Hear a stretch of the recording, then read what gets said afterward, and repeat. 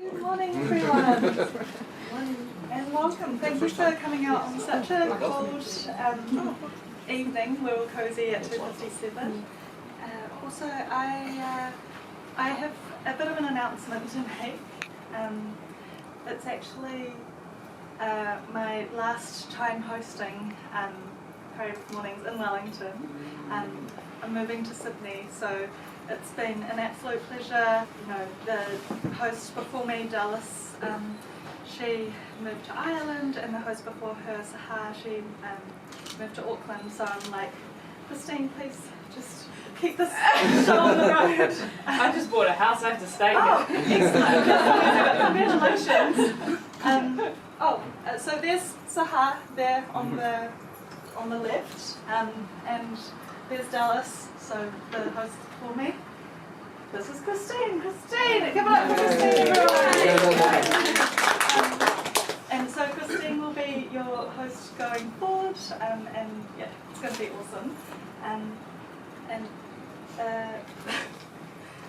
And shout out to our local partners. Some of them, Sarah, our photographer, All Good Oat Milk and Karma Drinks, the 257 space, Andy, Hype Entertainment, Faye's back, welcome back Faye! Woo, Faye! So Faye was in the UK visiting family, but yeah, she's back. And Colourcraft for printing our stickers, and some more sponsors as well. Liberty Blends, Coffee Supreme, Antipodes, Fix and Fog, Wellington Sourdough, Delicious, and Six Barrier Soda Co. And Stories with Ethan. There's Ethan, very talented videographer. And to our amazing volunteers, couldn't do that too. Can we just give a round of applause for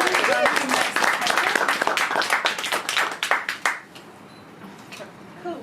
And then I think, as per usual, thanks to MailChimp, it's how you get your monthly newsletters and how we communicate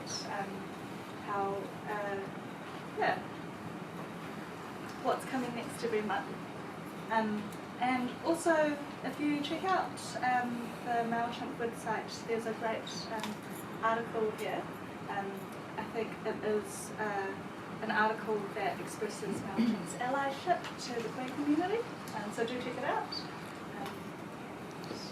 There's our socials, so we've got Instagram, Twitter, we don't really use our Twitter. Is it X now? Is it Twitter? Who knows? And Facebook. I can't believe that. Is it a rumour they might be rebranding to X? Anyway, moving on. No, I've seen it. It is the logo. But I don't know. Okay, let's not talk. Let's not hashtag Creative Mornings, hashtag Send Treasure, which is our thing for this month. And Christine, did you want to talk on the page? Sure. I'm just going to read it. I haven't memorised it, but that's fine. Treasure takes many forms, both physical and intangible. Yours may be a ring that has been passed down to you from your ancestors, a hidden spring of water in a parched land, the budding implicit trust of a new friend, new photographs of the wider galaxy, full of iridescent swirls of matter and light, the ruins of a people from a faraway time and place. What happens when we expand what we treasure beyond the rare, the beautiful, and the precious, to the ordinary and the unnoticed? What treasures can only you discern? And that is from our Brisbane chapter. Shout out to Brisbane. Shout out to our Brisbane.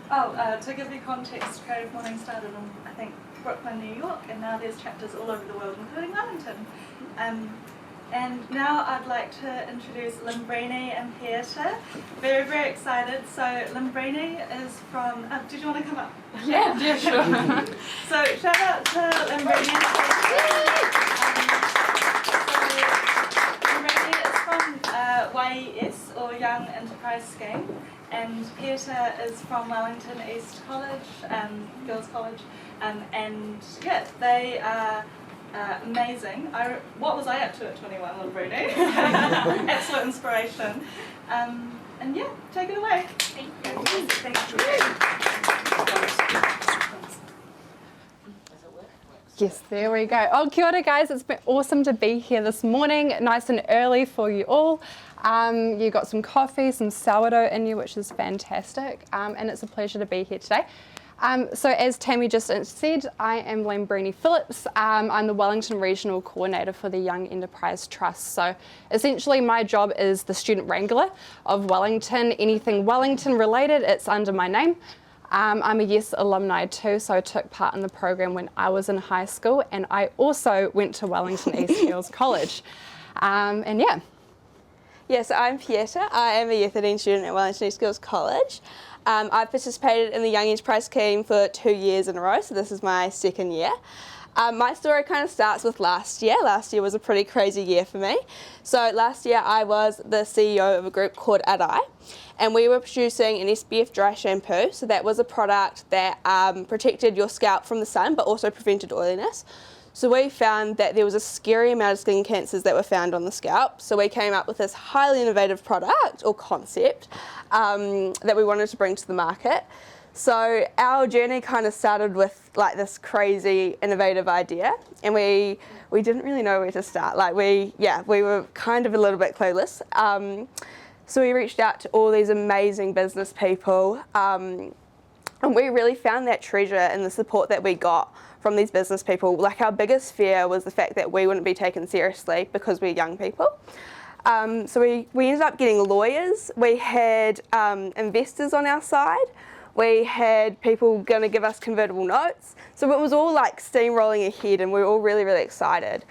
And our excitement really came from the fact that we were being taken seriously and that people were treasuring our ideas, and that we were business people, not business people who are teenagers, because I think those are two very different things. We got all these people on our side and we were all really excited, but unfortunately we did a risk analysis and we just decided that even with this capital we'd be getting and the lawyers and stuff, it was just a little bit too much of a risk for us right now, and we wanted to ensure that we could make the very best product, and even with all those people on our side, we just weren't sure that we could do that. So we had to park that idea for now.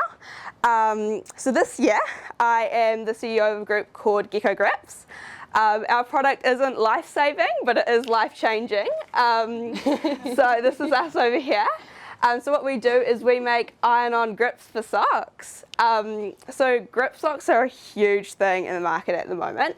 All our athletes are wearing them, all the girls at the Football World Cup are wearing them. So basically what they do is just they prevent your feet from sliding in your shoes. So they provide an extra layer of traction and agility and just, all round great, I guess. But what we found was that there was very little grip socks on the market that people could wear with their uniform, so they weren't fully customizable. And so people couldn't actually wear the grip socks when it came to playing because it didn't work with their team uniform. So what we do is, I kind of wish I brought one but I didn't, is we have like these iron-on grips. It comes in a sheet. You cut them to size and then you iron them onto your socks, and then they kind of look something like that when you're done. So they're fully customizable. Pretty cool, and they're a bit of a game changer in my opinion.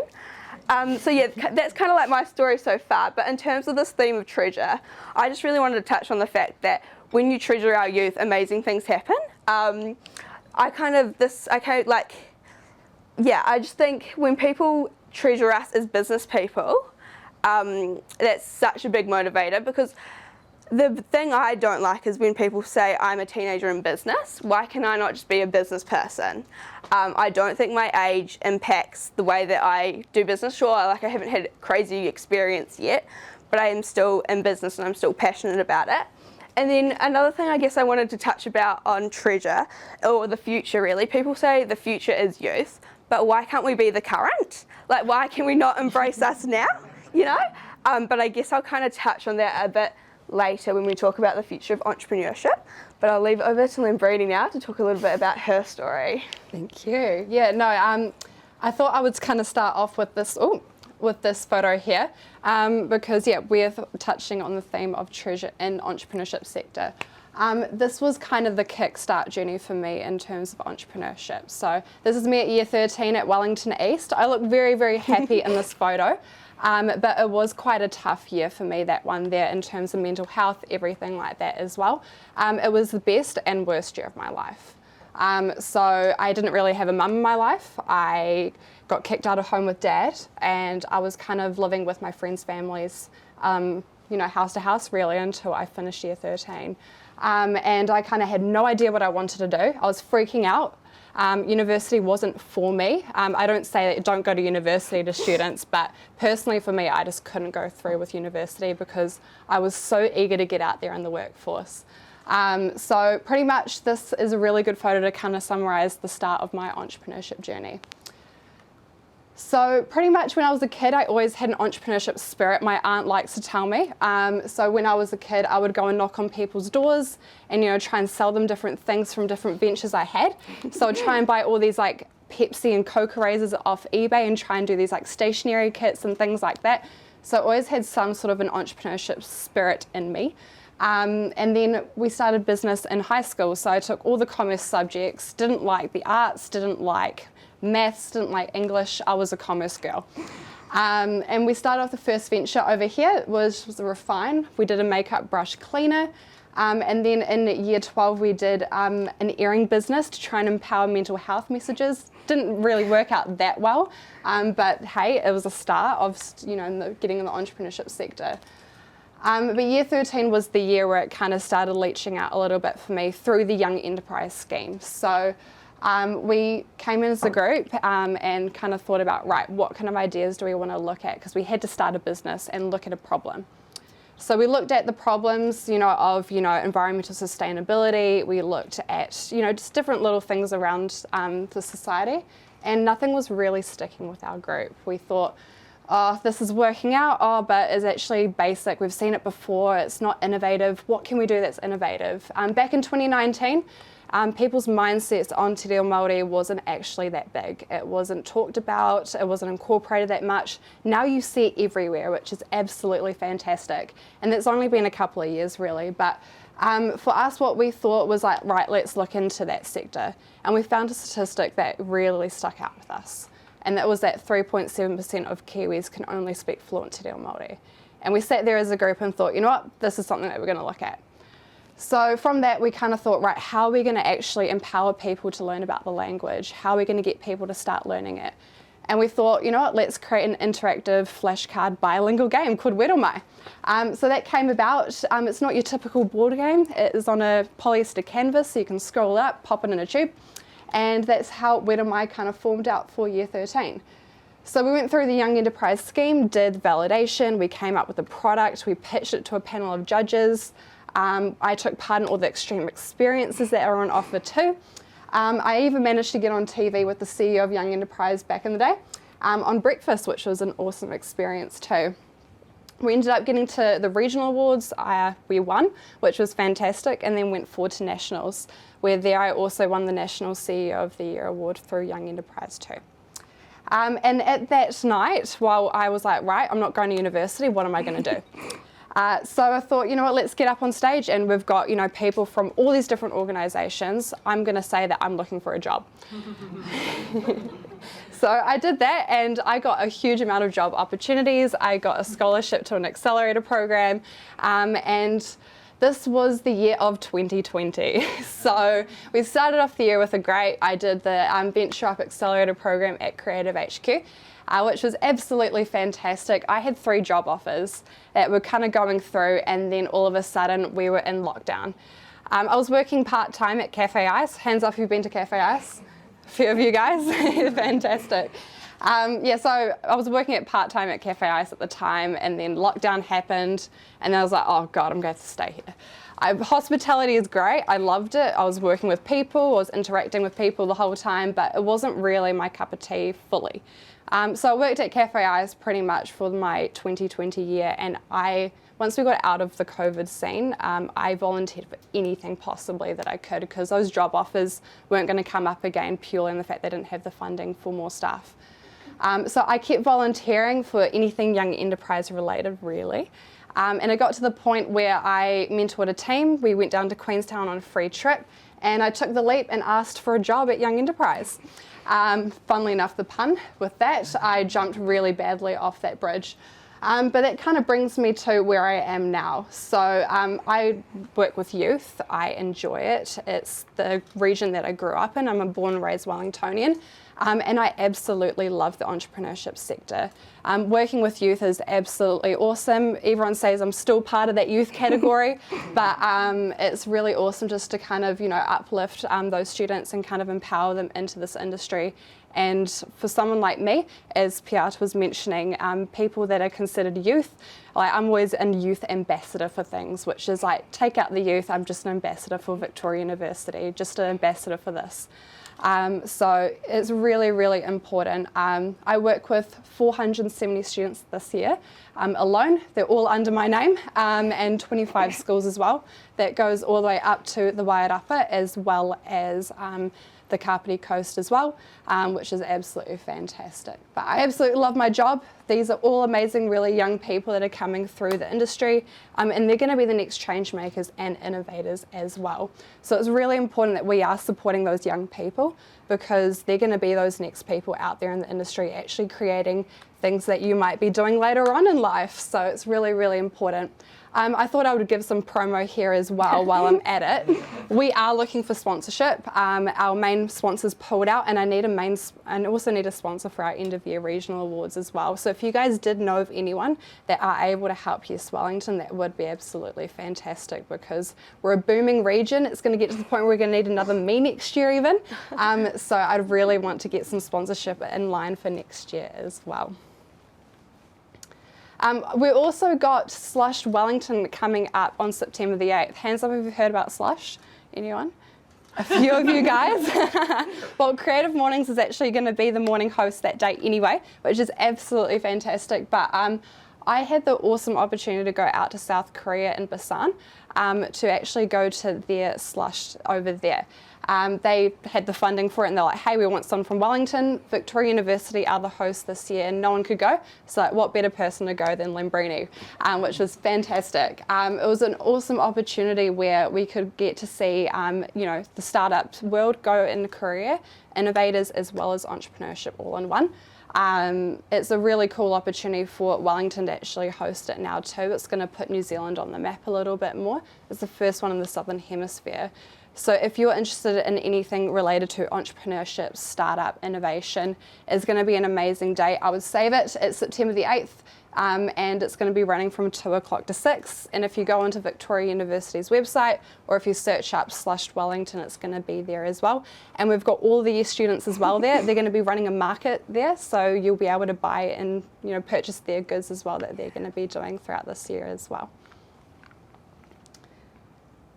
Great. So in terms of the future of entrepreneurship, what I want to see is more programs like Young Enterprise, obviously, and like the ADAM as well at Victoria University, having programs that there's a pathway for people like me to go through and to get more skills and that sort of thing. But another thing I want to see, and considering the challenges I had last year, is funding opportunities for young people. That's a really, really hard thing for people like my age to come by, especially when we're working or at school or we're studying. So having funding opportunities so that we can kickstart these incredible ideas will be a really, really, really cool thing to see. It's kind of like that's what I want to see in the future of entrepreneurship. Yes, I couldn't agree more. It's definitely, funding is always a hard one as well, but making sure that you're allocating that funding to the young people as well, because as we say, they're the next change makers, everything like that. Also for the future of entrepreneurship, I want to see, they're subject to be actually more recognised within the country, because we need to have entrepreneurship as a compulsory subject. Tradies, that go out, they're eventually going to have to run their own plumbing jobs and light business at some point as well.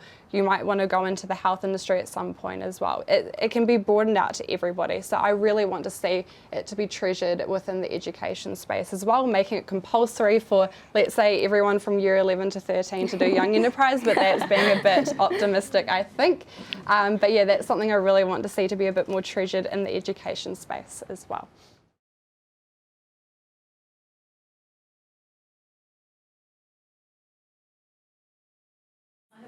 Is the game that you produced, or the thing that you produced, is that still available? It is still available. We have shut it down. We've got the last remaining stock available. We just both don't have time at the moment, but we do have some stock if you wanted to purchase one as well. But Is yes. that via a website? Or? Yes, or I can just grab your details and we can do it straight away. Let's do that. I love it. And I'd like to get some sticky grips. Great. Fantastic. Well, we can, I guess, just have coffee still and just like network a little bit more, and then we can have a wee chat. And if you've got any questions, feel free to come up to us. Amazing. Yes. Thank you. Thank you. Just a couple of additional questions. Did you say that Gecko Grips does the socks for football fans? No, but they wear grip socks. So yeah, hopefully one day maybe we can get one of them wearing them. Yeah. And did you know that Victoria University does a minor in entrepreneurship and innovation? Yes. And she didn't feed that question to me, I genuinely. Yeah, thank you so much for coming out, and I hope you all enjoy the rest of your Friday. Thanks guys.